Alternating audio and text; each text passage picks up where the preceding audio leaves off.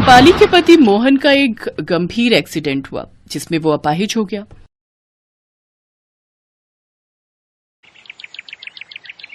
अब वो घर पर ही रहने लगा जिससे घर चलाना मुश्किल हो गया।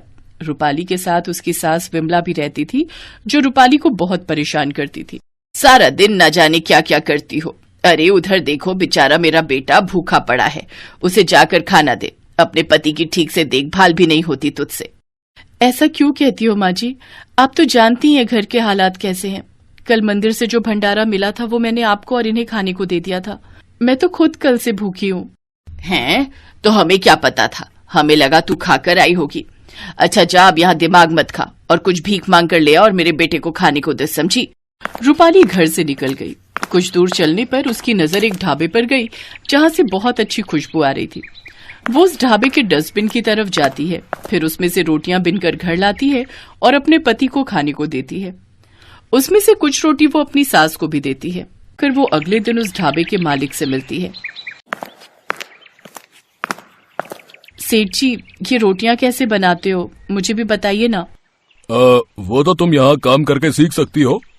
वैसे भी मुझे यहाँ काम वाली की जरूरत है, लेकिन हाँ, कुछ पैसे नहीं मिलेंगे, बस दिन की 6 रोटी मिलेंगी, समझी? और जब तुम काम सीख जाओगी तो कुछ पैसे भी दे दूंगा। अब रूपाली सेठ के यहाँ साफ सफाई और तंदूरी रोटियां बनाने का काम करने लगती है। फिर कुछ दिन बाद एक रोज उसने सेठ जी से कहा, सेठ जी, अब तो मैं तंदूरी रोटी बनाना सीख गई हूँ, अब तो आप मुझे कुछ तनख्वाह दे दीजिए। अच्छा, जो मेरे यहाँ से रोज की 5-6 रोटियां लेकर जाती है उसका क्या? अन्य का मुफ्त में आता है? एक तो मैं फ्री में खाना देता हूँ, ऊपर से इसे पैसे भी चाहिए। लेकिन आपने ही तो कहा था। ज्यादा जुबान लड़ाने की जरूरत नहीं है, समझी? चल निकल जाओ यहाँ से और दोबारा अपनी शक्ल मत दिखाना अपनी। चल। मैं तो पहले से ही जानता था कि ऐसा ही होगा। वो सेठ कुछ नहीं देने वाला, वो तो बस हम गरीबों का खून चूसना जानता है। दीदी, अब तुम जैसी तंदूरी रोटी बनाती हो ना, उसके जैसा स्वाद तो किसी की भी रोटी में नहीं है। मैं तो कहता हूँ अब अपना खुद का तंदूरी रोटी बनाने का काम शुरू करो। मेरे पास ये कुछ पैसे रखे, इससे तुम खुद का काम शुरू करो। तुम्हारा बहुत बहुत शुक्रिया राजू। रूपाली मिट्टी इकट्ठी करती है और उससे मिट्टी का तंदूर बनाकर तैयार कर लेती है और अगले ही दिन से वो और राजू एक ठेले के पास खड़े होकर दाल मखनी और तंदूरी रोटी बनाकर बेचने लगते हैं, जिसके स्वाद की खुशबू से लोगों की भीड़ उसके ठेले पर खींची चली आती है। बहन जी, सुना है बहुत ही अच्छी तंदूरी रोटी बनाती हो तुम। जरा हमें भी एक प्लेट लगा दो भाई। जी भाई साहब।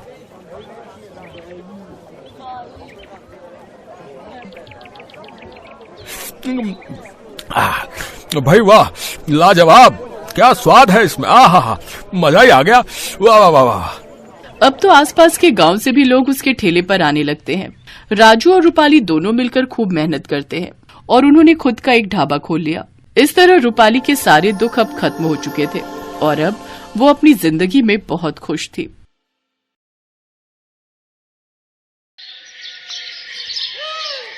लकड़ी के चूल्हे पर जो खाना बने उसकी बात ही कुछ और होती है, लेकिन आजकल तो गैस का जमाना है। लकड़ी पर भला कौन खाना बनाता है, लेकिन जो मजबूर है वो क्या ही करे।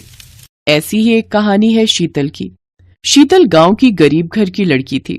उसके माता पिता के पास ज्यादा पैसे नहीं थे, इसीलिए वो हमेशा से चाहते थे, हमारी जिंदगी तो खत्म होने को है, लेकिन हमारी बेटी शीतल को अच्छी जिंदगी मिलनी चाहिए।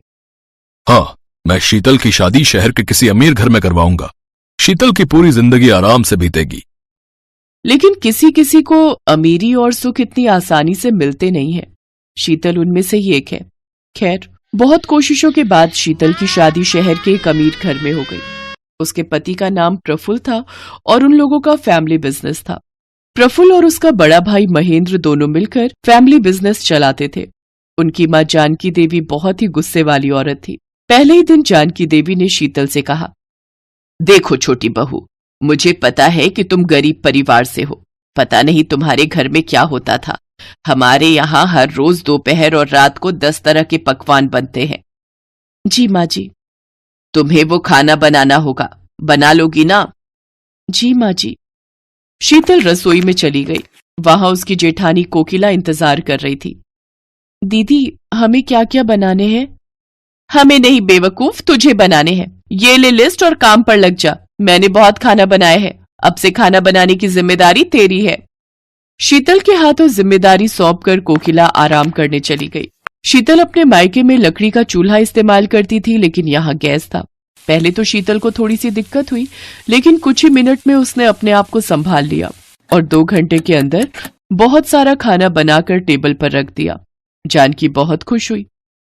अरे वाह बहू, तुमने बहुत कम समय में खाना बना लिया। बड़ी बहू तो खाना बनाने में बहुत समय लगा देती थी। ऊपर से खाना बहुत स्वादिष्ट भी था। जानकी और प्रफुल्ल दोनों शीतल की तारीफ करने लगे।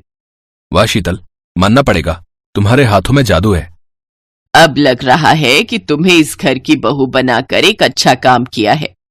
शीतल को लगने लगा कि अब उसके नसीब में सिर्फ सुख और खुशी ही है, लेकिन उसे नहीं पता था कि जानकी के मुंह से उसकी तारीफ सुनकर उसकी जेठानी मन ही मन जल रही है।